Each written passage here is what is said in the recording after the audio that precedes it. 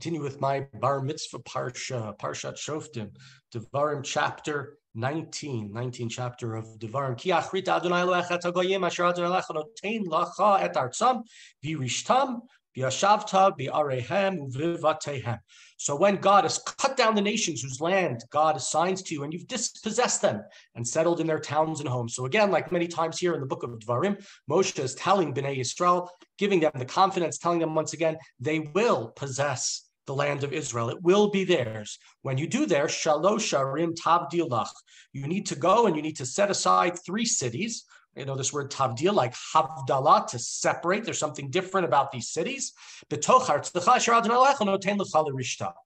aside these cities as God, when God gives you to possess your land. What are these cities? These are, of course, what we call the arei miklat, the cities of refuge. Tachin lecha haderech. You should survey the distances, and divide the land into 3 parts. Asher yanchilcha Adonai Elohecha, the land that God lets you inherit.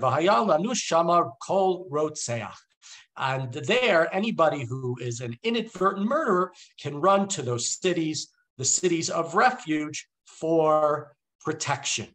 And this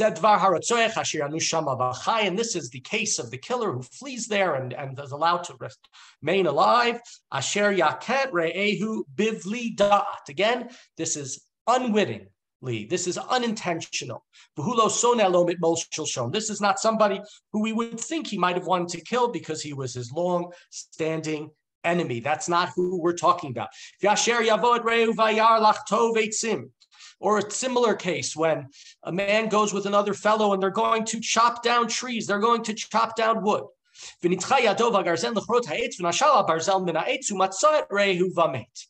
I swing the axe, and what happens, unfortunately, when I swing the axe? The axe head flies off the handle and it strikes the other person.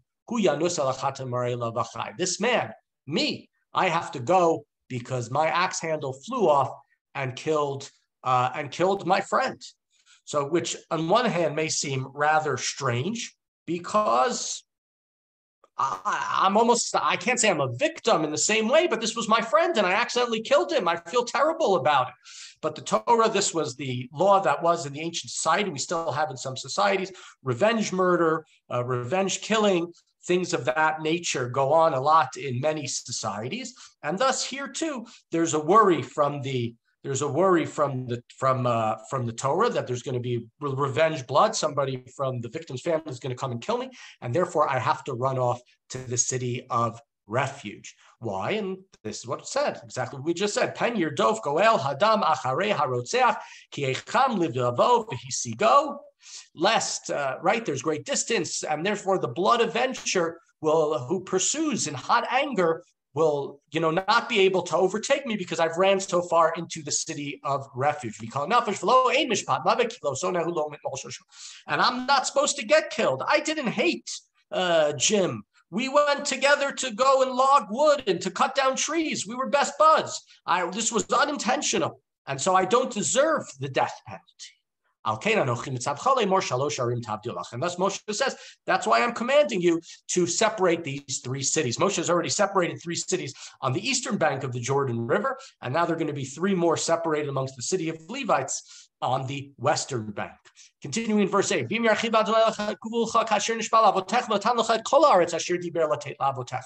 and when God enlarges your territory and gives you all of the land that God has promised you. So in a case where God really lengthens and you have a ton of land, then what should you do? You have to faithfully observe all of the instructions that I am telling you on this day. You have to do this as well. This is what you need to do. Then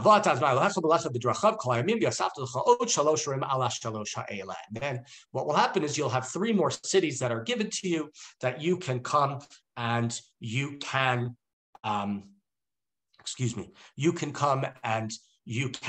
to. So there are going to be 3 on the eastern bank, which Moshe has already dedicated, but they haven't come into, they're not yet functioning as cities of refuge. And then 3 more, which will be on the western bank. And this is part of the idea of loving God, following God's ways, of knowing when to do justice and when to and when to take responsibility for your actions. And the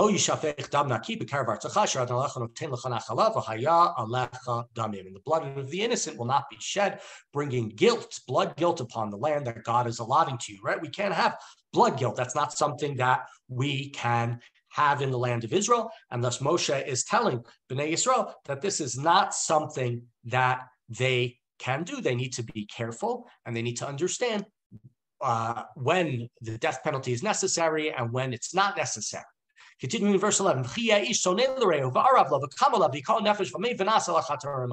But let's say I hate this other guy, and somehow I kill him, and then I flee to one of these other towns. I hope nobody knows I'm not planning on killing anybody. I just want to make that clear.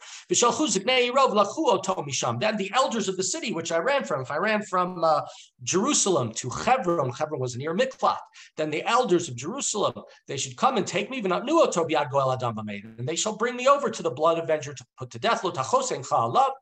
I am going to be shown no pity. The purge of innocent blood needs to be done, the tovlach, and this will be good for you, right? So this is sort of the Torah is not just a book that's there to it's not all mercy and everything. Everybody is going to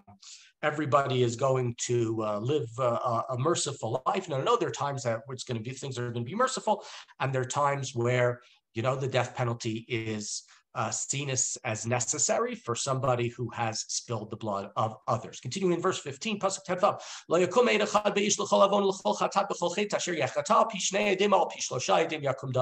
we cannot trust a single witness. If you want to establish something, you need to have 2 or 3 witnesses. The Torah's understanding of witnesses, of course, in 99% of cases are men. Men are kosher le'edut. Women only in very limited cases where the rabbis understand this as being addressed to men. If someone appears against another party to testify maliciously, and he gives incriminating but false testimony, and the 2 parties that dispute, they appear between the priests, between the judges who are during those times, and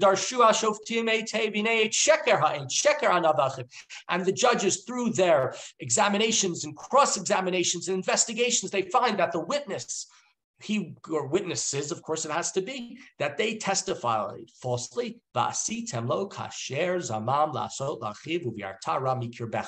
if I testify along with my friend, the guy right next to me over here, and we testify that somebody stole $500 and that person's going to have to pay back $500, then we, the witnesses who were false witnesses, we have to go and pay $500. If we said he went and killed this other fellow and he was going to get the death penalty, then we get the death penalty. This is the case of what's called an eid zomim, edim zomimim, and it makes a lot of sense. It's tit for tat. And others will be afraid. And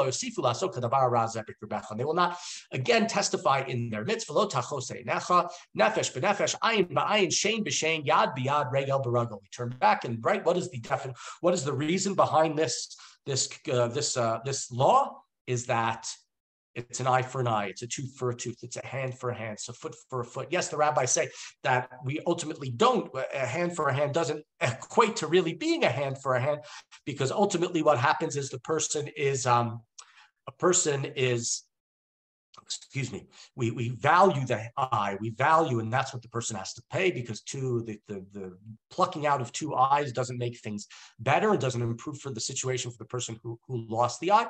But it says this in the Torah because the person who plucked out the eye, he or she should feel that that's really what should happen to them.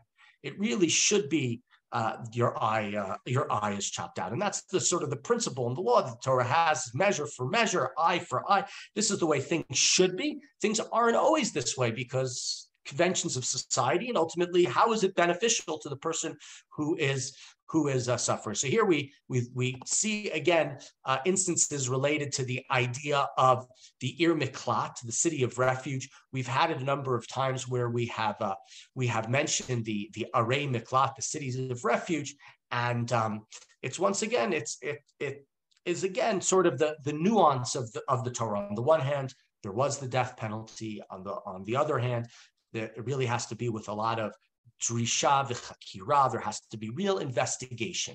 It can't be some fake court. It can't be some court that has already made a decision.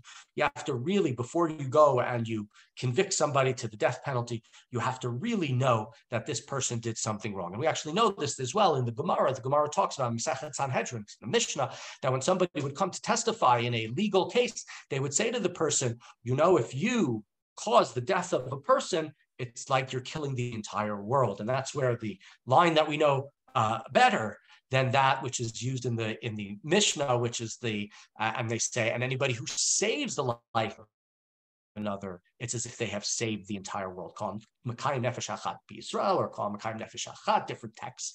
Ki'ilu Kiyim Olam Maleh. So the Mishnah advances this idea that we have here, that you have to be very careful. The witnesses have to be told about how severe their testimony can be, so that we know 100% that they're speaking the truth, and that there are ramifications to them in case they are part of a plot to put, some innocent person to